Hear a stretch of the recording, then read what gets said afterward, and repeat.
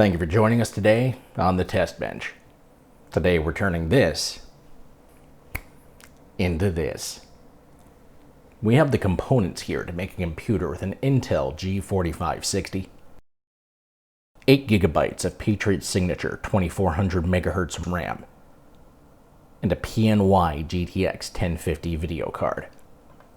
This will all be mounted on ASUS H110M-E motherboard and powered by an EVGA 400 watt power supply, all contained in an EVGA DG73 case. Try saying that 10 times fast.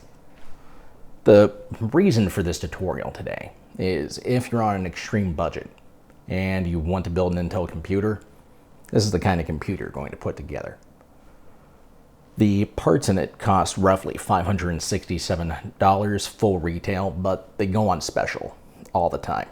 We put this together, including Windows, for about $447.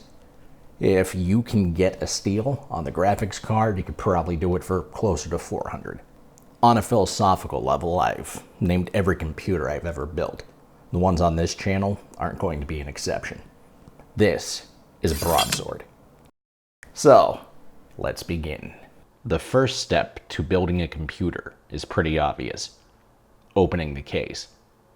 Most cases have thumb screws in the back holding slide-off side panels in place.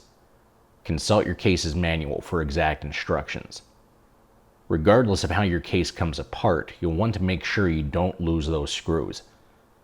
I recommend putting any screws you remove from the case, and any screws you're going to use to mount parts, into a magnetic parts tray so you don't lose track of them. Now, place the case on its side and install the rear I/O shield into the large rectangular opening in the back of the case. These come packaged with the motherboard and are specific to that motherboard. Also, the cheaper the motherboard, the flimsier and more difficult these are to install. This one was a real bitch. Next, we install the motherboard standoffs, whose purpose is to raise the motherboard from the metal case to prevent it from shorting. You'll notice holes in your motherboard that should line up with the pattern of standoff holes in the case. These are the holes you want to install the standoffs in. This case has a permanent standoff in the middle right, as all ATX and MATX motherboards will be guaranteed to have a standoff hole there. Our next step is to lower the board into the case, being sure to line up the I/O ports on the back with the openings in the I/O shield. You'll want to snug the board up against the I/O shield to ensure the standoff holes on the motherboard line up with the standoffs. Here's where you consult your case manual again. Some of the screws that came with it are specifically for fixing the motherboard to the standoffs. I like to screw in the one closest to the I/O shield first, followed by the one diagonal from it, as having the opposing corners screwed in will ensure the rest of the screw holes line up properly. While touching the components that go inside of the case, it's important that you're free of static electricity, as discharging into a component could fry the circuitry. If you live in an extremely dry climate and often get shocked when touching light switches, I would recommend using an ESD wrist strap.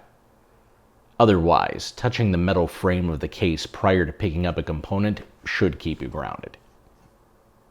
Next, we install the CPU. You open the socket cover by pushing down on the retention arm, and then sliding it to the side to free the hook. Then, pull back on the retention arm to raise the mechanism. Now, remove the plastic shield. It's there to protect the socket when the processor isn't mounted. Be sure to keep the processor and its packaging right up until when you install it. For most Intel CPUs, the socket on the motherboard will contain pins and the bottom of the processor has pads. Do not touch the underside of the CPU, and do not bend any pins. Both Intel and AMD processors have a symbol in the bottom left corner. The same symbol will be seen on the CPU socket on the motherboard. You'll want to make sure that when you install the processor, you orient it so those symbols line up. Once the CPU is in the socket, lower the locking mechanism by putting the pincers underneath the screw, then lower the retention arm and hook it back in. The RAM is next. The slot is bifurcated, with the lower section being shorter than the top section. Ensure your RAM stick is oriented correctly before installing. Open the clip on the socket, and then push it straight down in with even pressure. Then press down on the lower half of the RAM stick until you hear a click, then press down on the top half of the RAM until you hear a click and the clip locks into place. If the clip doesn't click into place by itself, you haven't seated the memory module completely. Now we install the CPU cooler. We're using the stock cooler that came with the processor, as it should be more than enough. It has pre-applied thermal paste. Several aftermarket coolers don't, however. For the Intel stock cooler, all you need to do is place it over the CPU, ensure the prongs on the bottom match with the holes around the socket, then use the mechanism on top of the prongs to push them through the hole to lock it in place. There is going to be a fan header on the motherboard specifically for the CPU cooler. You will want to use that to power the fan. I also had an issue with the wires on mine being in the way of the fan blades. If you encounter that, you'll want to gently work the wires out of the clips they're in, so the fan doesn't dice its own wires while operating. Every step after this is going to involve plugging in power cables, so let's install our power supply unit next. The DG73 has a back plate you screw into the power supply, which allows you to slide it through the rear of the case and then screw the plate into the case. Every case is going to handle this slightly differently, so consult your manual. Hard drive mounting is the next step, and is highly affected by whatever mechanism your case uses. The DG73 uses mounted plates on the back side of the case. I will be installing an SSD to run Windows off of, and a regular hard drive for data. Next, we'll connect the SATA data cables to the drives, and then feed them through the case to the side the motherboard is on. I realized I goofed up, and with the way this case was designed, I had to angle the hard drive to connect the cable.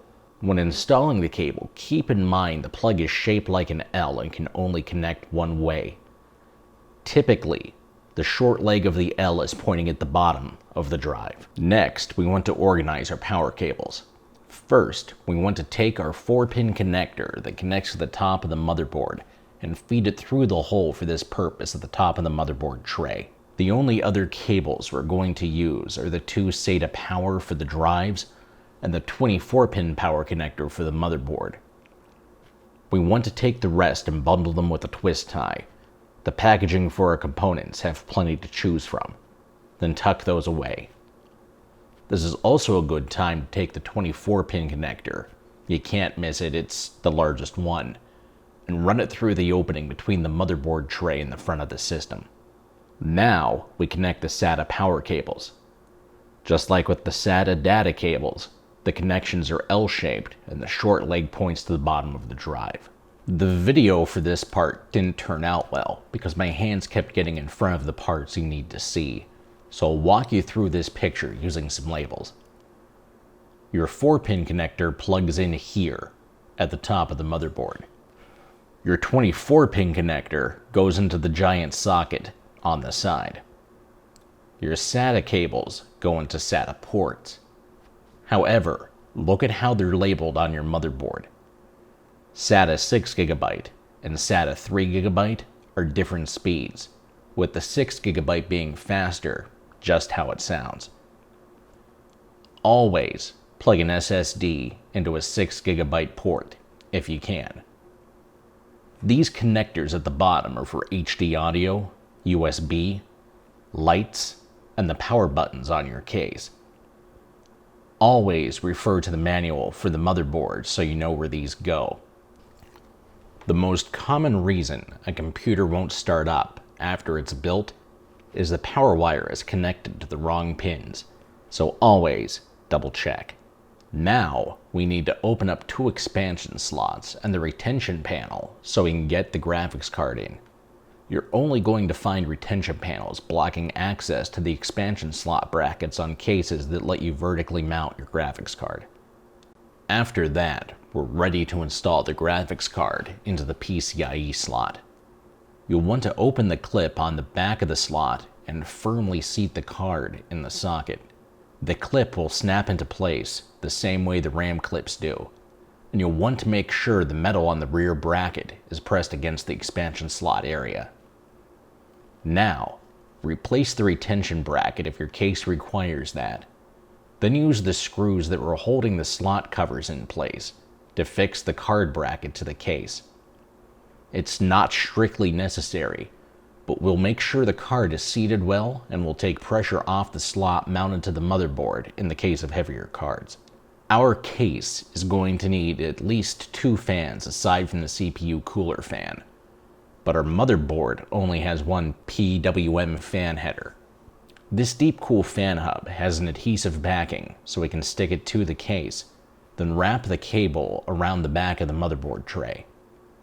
We can then route it through the same hole we use for the 4-pin power connector and connect it to the fan header.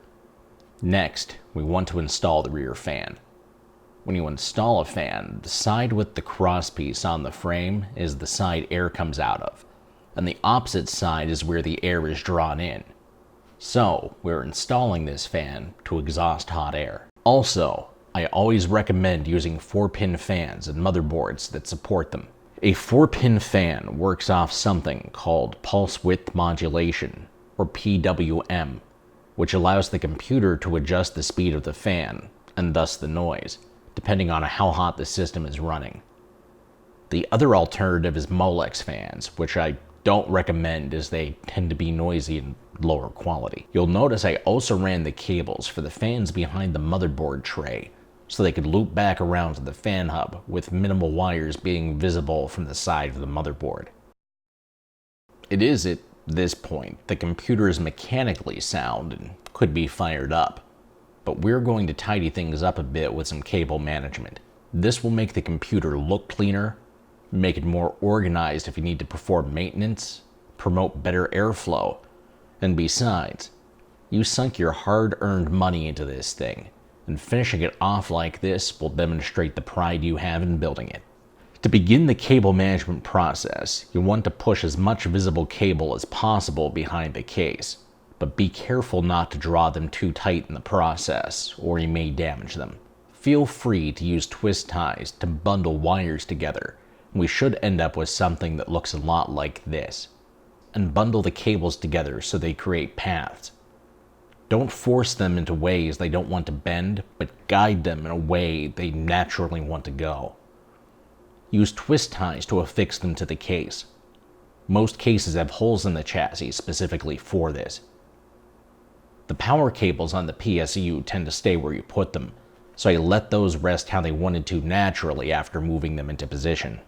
Now all you have to do is put the side panels back on, plug in your peripherals, and fire it up.